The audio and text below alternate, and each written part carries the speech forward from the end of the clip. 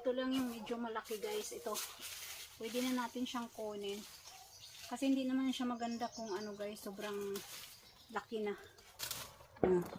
Pwede na talaga siya.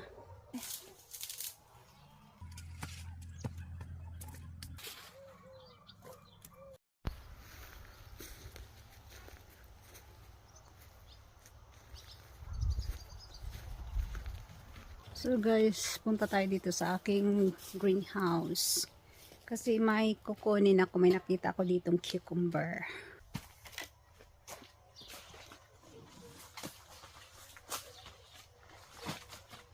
So guys, dito ko nilagay yung aking mga cucumber na yung pahaba na cucumber. Sorry! Marami yan mga inday, mga dudong. Cleaning natin para medyo maliwanag. Okay. Yan. Lalaki ng ating mga cucumber. Kita diba? So ito yung mostly nakikita doon sa tindahan guys. Pwede na talaga siya.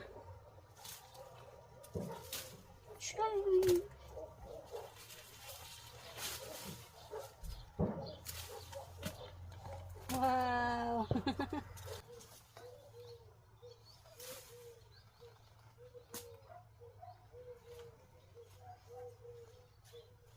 May maliliit pa dito. Hindi ko lang siya kunin na. So ito lang yung medyo malaki guys. Ito. Pwede na natin siyang kunin.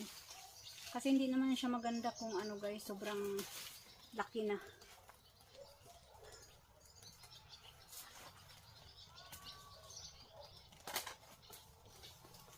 Parang yun lang.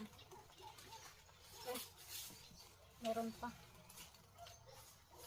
So meron pa tayo mga another day, mga harvest. So may mga maliliit pa dito. Hayaan lang natin siya guys lumaki. So ito na yun natin harvest. Nakakatuwa. So punta tayo sa labas kasi mayroon tayo itong mga maliliit na cucumber na pwede natin siyang gawing pikaw. Okay, let's go.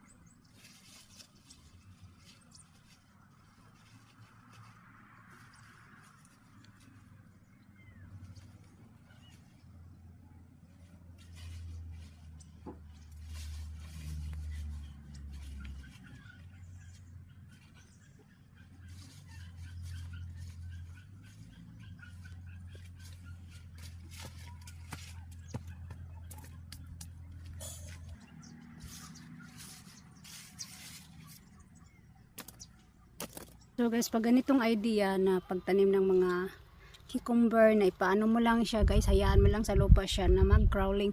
Ang hirap mag-harvest ng mga pipino. Kasi syempre, ano mo talaga siya guys, parang nag-treasure ka, diba? Payukayo na nimo guys hanggang sa maubos gud na nimo. So may naaday ko meron akong hindi nakita guys, hinog na siya. Wala na akong magagawa kasi pang seeds na lang yan. So continue tayo. Ayan guys, tingnan nyo yan. Oh. Ayan, ang dadami diba? So itong maliliit na to kinukuha ko kasi gagawin namin pikaw. So igsak talaga yan sa pikaw. Yung mga karob-karob. Makakarob-karob ang tawag ni Carla. Ay, cucumber pala ni Marjorie. Charot lang. So marami-rami pa guys sa loob. Sa ilalim.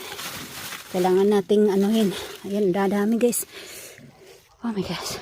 Ang dami na akong nakuha. Tingnan nyo yan.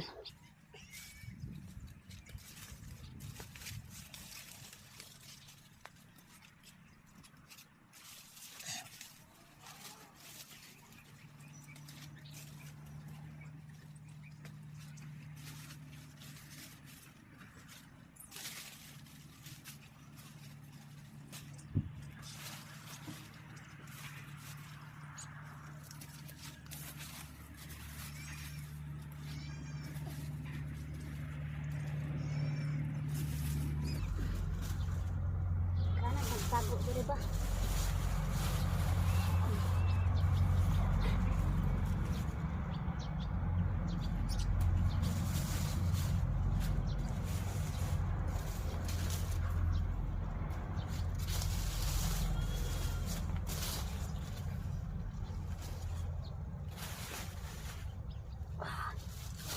Daka. Whew. My goodness, guys. Diba?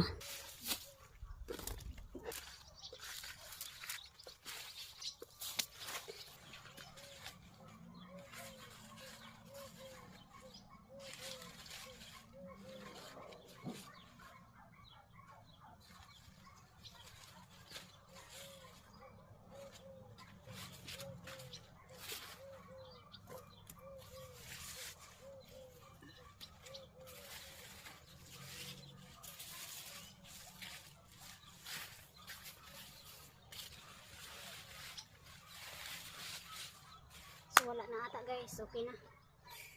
Nakati yung aking kamay dahil sa dahon.